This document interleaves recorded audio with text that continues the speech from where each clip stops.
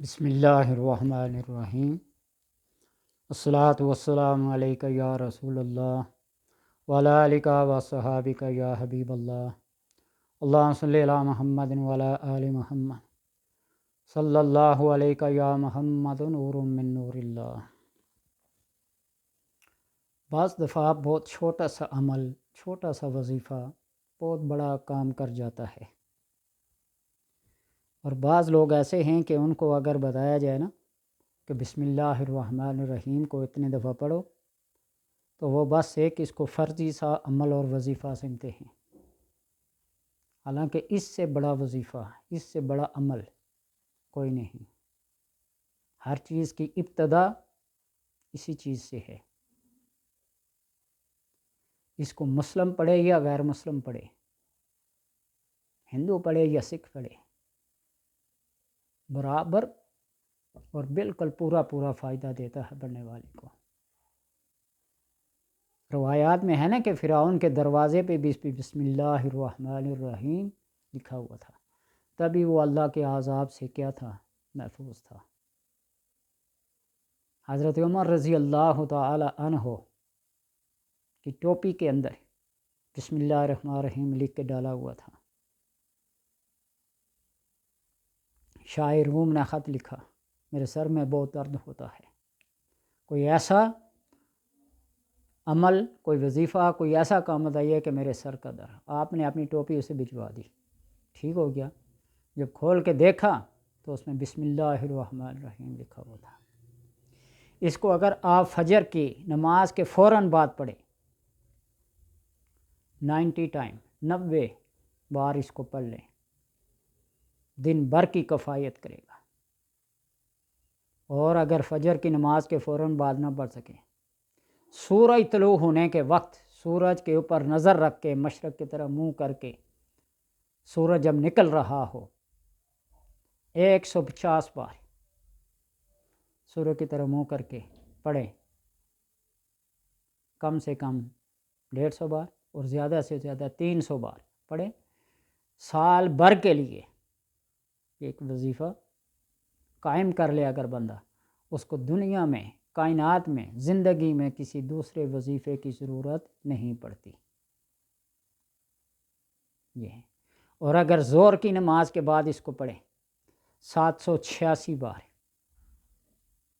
اس کو عدد کے مطابق پڑھ لیں، ہر چیز کے لیے کافی اور وافی ہے، خصوصاً روزگار کے لیے، امراض کے لیے، شفا کے لیے، حاجات کے لیے بہت مجرب المجرب ہے۔ اور اگر پورے دن میں 1000 بار پڑھ لیں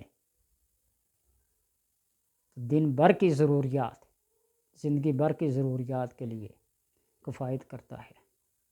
لیکن کسی ایک عمل کو اپنائیں، یا فجر کے بعد، یا سورج طلوع ہونے کے بعد، یا ظہر کے بعد، یا پورے دن میں پڑھ لیں، بندہ ان فضائل کو، ان خصائص کو سن کر یہ بھی کر لوں، یہ بھی کر لوں، یہ بھی کر لوں۔ اور کائنات کے اندر جو بندہ بہت زیادہ فنکار ہو نا، وہ کہتا ہے میں یہ بھی کر سکتا ہوں، یہ بھی کر سکتا ہوں، یہ بھی کر سکتا ہوں، یہ بھی کر سکتا ہوں، وہ کچھ بھی نہیں کر سکتا۔ تھوڑا ہو ستھرا ہو، تھوڑا ہو ہمیشہ کے لیے ہو۔ آپ صلی اللہ علیہ وسلم فرمائے نا کہ اللہ کے نزدیک سب سے پسندیدہ عمل وہ ہے، ان اقل، اگرچہ وہ تھوڑا ہو، وہ ادومہا، اور ہمیشہ کے لیے ہو۔ تو اس لیے کوئی ایک عمل اپنا لیں، اپنی زندگی کو خوشحال بنانے کے لیے، دکھوں اور پریشانیوں سے نجات پانے کے لیے۔ یہ کسی پر کوئی احسان نہیں ہے، یا کوئی پیسے کمانے کے لیے نہیں ہے، یا برتری دکھانے کے لیے، فخر یا کوئی ایسی چیز کے لیے نہیں ہے۔ جو پڑھے گا اپنے لیے، جو فائدہ ہوگا اس کو اپنے لیے ہوگا، نہیں پڑھے گا تو اللہ تبارک و تعالیٰ باقی کائنات کو بھی رزق دے رہا ہے، ان کا نظام بھی چلا رہا ہے، اس کا بھی چل جائے گا۔ کوئی ضروری تو نہیں ہے کہ وظائف پڑھیں گے، عملیات کریں گے تو تبھی ضروریات زندگی چلیں گی۔ اللہ تبارک و تعالیٰ نے وَمَا مِن دَابَّةٍ فِي الْأَرْضِ إِلَّا عَلَى اللَّهِ رِزْقُهَا، جو بھی زمین پر چلتا ہے، رینگتا ہے، رہتا ہے، اللہ تبارک و تعالیٰ نے اس کے لیے رزق مقرر کیا ہوا اور اپنے ذمہ لیا ہوا ہے۔ اللہ اس کی ہر جگہ کو، اس کے ٹھکانے کو، اس کی اوقات کو، اس کی دن رات کی حرکتوں اور چالوں سے واقف ہے۔ تو اس لیے یہ ضروری نہیں ہے کہ فرشتے بوریاں بھر بھر کے آپ کے پاس لائیں گے، آپ کے گھر میں رکھنے کی جگہ نہیں ہوگی، یہ ایسا ممکن نہیں ہے۔ اللہ نے جو لکھا ہوا ہے نا وہ ملے گا۔ ہاں، وظائف و عملیات سے یہ ہوگا کہ جو بے برکتی ہوتی ہے وہ برکت میں تبدیل ہو جائے گی۔ تھوڑی چیز میں اللہ تبارک و تعالیٰ ایسی برکت عطا کر دے گا کہ اس کا دل غنی ہوگا، وہ فقر کا بادشاہ ہوگا، وہ غنا کا بادشاہ ہوگا۔ اللہ تبارک و تعالیٰ اس کی ہر ضرورت کو اپنی غیب سے پورا کرے گا۔ اللہ تبارک و تعالیٰ پڑھنے کی، سننے کی اور عمل کرنے کی توفیق عطا فرمائے۔